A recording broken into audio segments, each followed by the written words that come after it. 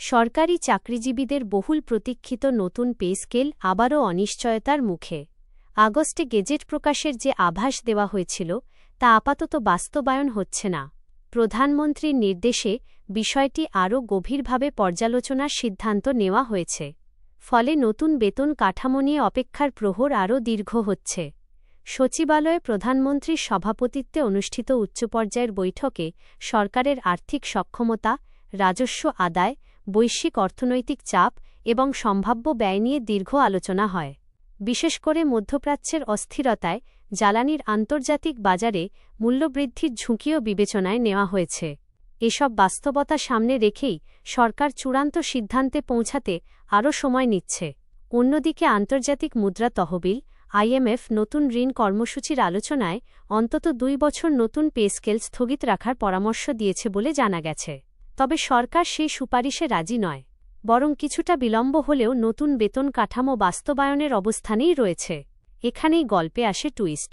Gazette প্রকাশ পিছিয়ে গেলেও সরকার ইঙ্গিত দিয়েছে, নতুন পে স্কেল কার্যকর হওয়ার পর সরকারি চাকরিজীবীরা জুলাই মাস থেকেই বর্ধিত বেতনের আর্থিক সুবিধা পাবেন। অর্থাৎ ঘোষণায় দেরি হলেও আর্থিক সুবিধা হারানোর আশঙ্কা আপাতত নেই। জাতীয় বেতন কমিশন 2025 সরকারি কর্মচারীদের বেতন ভাতা 100 থেকে 140% পর্যন্ত বৃদ্ধির সুপারিশ করেছে। প্রস্তাব অনুযায়ী সর্বনিম্ন মূল বেতন 20,000 টাকা এবং সর্বোচ্চ 1,60,000 টাকা করার কথা বলা হয়েছে।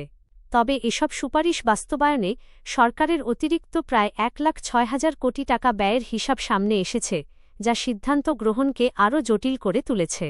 এখন নজর মন্ত্রিপরিষদ সচিবের নেতৃত্বাধীন কমিটির পরবর্তী বৈঠকের দিকে। তাদের সুপারিশ মন্ত্রিসভায় অনুমোদনের পরই গেজেট প্রকাশ করবে অর্থ বিভাগ। সবশেষে প্রশ্ন একটাই, সরকার কি অর্থনৈতিক বাস্তবতার সঙ্গে সমন্বয় করে দ্রুত নতুন পে স্কেল ঘোষণা করতে পারবে, নাকি সরকারি চাকরিজীবীদের অপেক্ষার সময় আরও দীর্ঘ হবে? আপাতত নিশ্চিত একটাই বার্তা, ঘোষণা পিছলেও কার্যকর হলে জুলাই থেকেই বর্ধিত বেতনের সুবিধা দেওয়ার আশ্বাস বহাল রয়েছে।